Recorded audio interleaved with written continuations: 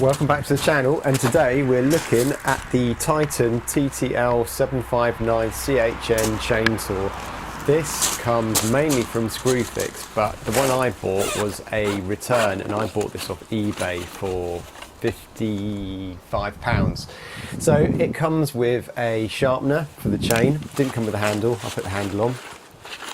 It also comes with the screwdriver and socket box spanner set, which is gets everything off you need to get off. So this is what you get. You get a handy bag. The bag has a strap around it. I do use the bag. Obviously don't put it in the bag straight after use unless I want to burn my garage down. So yeah, and this is what you get. It is pretty good. I think there's some disputes about the weight. I think it's around 5 kilos, and on the Screwfix site I'm sure it says 8. Could be wrong, but check it out. So we got the switch, got the pull handles, we got the priming bulb, the choke. We've obviously got the caps for the fuel and the chain oil, and we got the top cover. Now the top cover obviously just contains the air filter and access to the spark plug.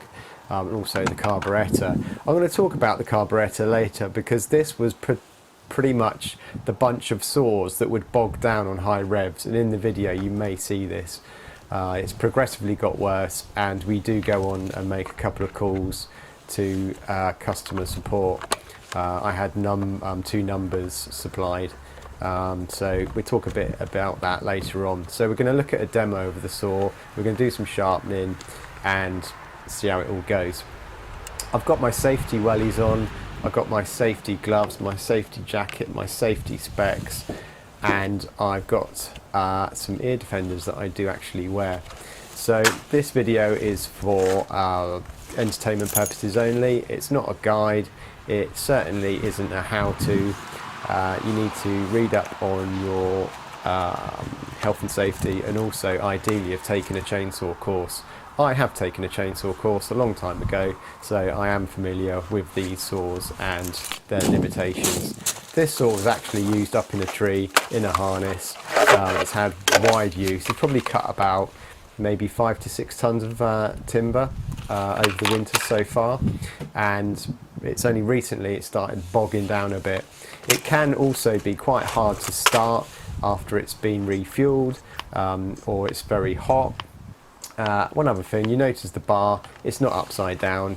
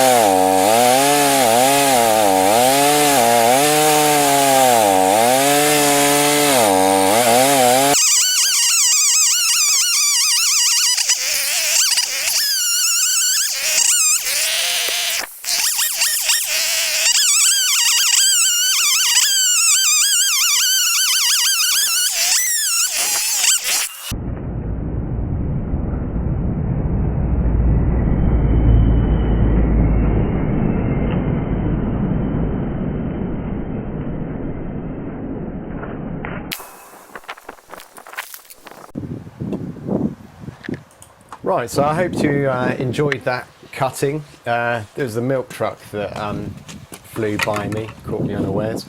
Anyway, so here we go, refueling station and chain oil. So I use Mole Valley chain oil, 5 litres, bought that a couple of years ago, still got a bit left. Super unleaded petrol and semi-synthetic 2-stroke with a mixing bottle. Mixing bottle, bit of a failure. I bought a new one, a steel one. That mixing bottle, the rubber seal in the cap has perished with the E10 fuel. So yeah, I've switched to using super unleaded. It's got less of this E10 in it, anything between 0 and 5%, not the 10. So here we go, pop in the chain oil, slow and steady wins the race. The fuel was a bit of a pain getting it in, and bearing in mind these saws are kind of red hot, you should let them cool down before refueling, but no one does. So that mixing bottle for the 2-stroke and petrol, it wasn't the best pouring anyway. So yeah, you'll see my upgrade mixing bottle in a minute. Those mixing bottles, by the way, the steel ones, I bought mine that was down Mole Valley as well, for £4.95. So yeah, not the usual steel pricing. It's me just pulling out bits of the fuel tank. So yeah, I sort of noticed when I took the cap off the mixing bottle that there was bits of rubber, which it's never a good sign, is it? So yeah, good old 2-stroke. I could have done this job if I bought, say, a Makita 36-volt chainsaw. I probably could have done the same work I've done over the winter with that, but the price for me at the time, not having the batteries or the saw, I'm not going to go out and spend £300 on all of that. So it was a petrol one. What I might do is switch this over to using Aspen, because I'll certainly empty it. Titan, I read somewhere someone called their service desk, and basically the guy said make sure that you empty it of fuel. Don't leave fuel in for more than 30 days because of the ethanol problem. So they recommend emptying it and doing the primer bulb and running it and just trying to get as much out as possible. But I think I will, because once my work's done, that's it. It'll just be a standby saw. So I'll either leave it empty or leave it full of Aspen. Maybe leave it full of Aspen, but running saws on normal fuel and then switching to Aspen itself can be a bit problematic because of the coating left by the petrol and the rubber fuel pipes and things like that. But these Titans have got a reputation for melting the fuel pipes, and there you go, you can see the cap with all the bits of rubber in that. So yeah, these, I'm not sure if I've said, but these do have a fuel filter obviously inside, so a lot of the rubbish does get caught. But yeah, I would definitely buy one of these. You know, yeah, it's not going to be around in 20 years, and your steel saw wheel and your Husqvarna, they'll be around longer, but you know, for the price and what it's done, it's more than paid for itself. Yeah. And it's been fairly reliable even with a known problem, i.e. the carb, the low settings incorrect, so it's kind of, yeah, bogging down on high revs. So yeah, so there's my proper steel mixing bottle. It's brilliant. Again, it's got the rubber seal on the top, but if it goes like the other one, I'll put a new one in. I've got loads of rubber seals, and it's got like a filler as well, the filler neck on it. Is that the right term? don't know. Anyway, so it's just easy getting the fuel in. I remember years ago using, I think they were Still, or maybe Husqvarna, the fuel cans, which one side had the petrol and two-stroke mix, and on the other side they had the chain oil, and used to just push them into the saw, and it released the cap and let the fuel go. The other good thing about these bottles is, I was thinking about this, I've got a petrol strimmer, so one tank doesn't do the whole stretch of the grass that I need to strim by the roadside. So what I'm going to do in the summer is fill both these bottles up with the petrol. It's not a two-stroke mix, it's just petrol. So I'm going to put the petrol in and walk down and leave one 2/3 of the way, and then another a bit further on. And you can see that fuel, what it's done to the rubber seal. So yeah, this is the boring bit, mixing and mucking around with fuel and stuff like that, and chain oil.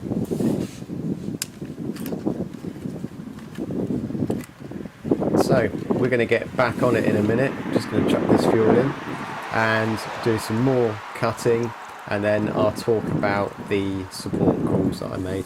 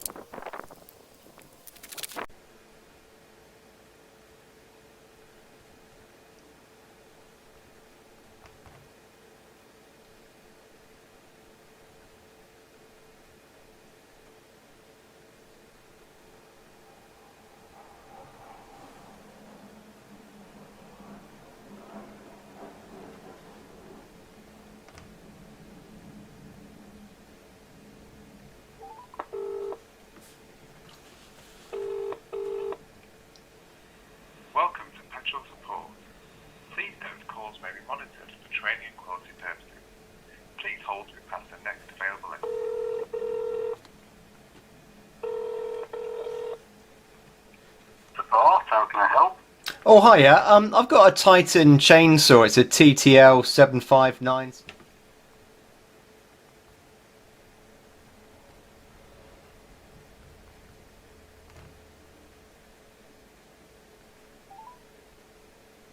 Thank you for calling service.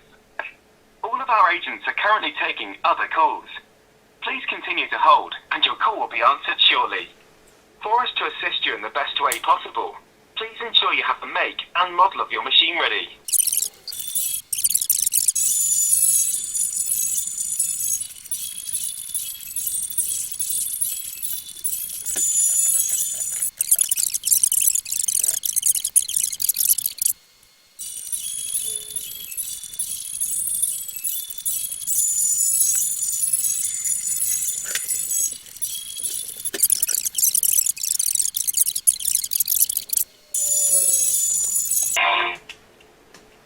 Good afternoon, Service Link. How can I help? Oh hiya, do you support Titan tools? Unfortunately, she didn't. She was pretty unhelpful actually, to the point where I told her what was wrong with the chainsaw, and she said that I basically asked for the detuning tool and understand that other Titan products, that the tool's been sent out with instructions and how to amend the carb, tune it. And she said, oh no, we don't do that. That's it. You would need to take your saw to a approved service centre. And I said, well, can't you send me the tool? Oh no, because it's a chainsaw, it's quite dangerous. So, not exactly helpful, and service centre, I can't imagine it's going to be free of charge. Plus, I'm just going to have to ship it there. And so, in the end, I went on eBay and went for my Chinese tools. So, I'm not sure what it is, if it's a small D screwdriver or a large D screwdriver. When I mean screwdriver, I mean the end bit is a D shape for fitting onto the into the carb. Sorry, there's two holes on the chainsaw. So one is for idle, one is for low, one is for high, and I want to adjust the low. So it's in there. I tried using a normal screwdriver and it just wasn't happening. So, but anyway, yeah, that's it. The first guy that I phoned up on the 0300 number, he was really helpful, and he was the one that gave me this number, the Service Link one. But they obviously they're not really interested in supporting their customers or the products. Anyway, thanks for watching, and I will do an update to this when I receive the tool, and I'll do a demo of it working a little bit better. But overall, 10 out of 10 for the saw. Don't buy a cheap one off eBay, get one from Screwfix. They're only £89 anyway, I think. And if you get any problems, you can always take it straight back to Screwfix and get another one, can't you? So yeah. Okay, thanks for watching, take care, and I'll see you on another video.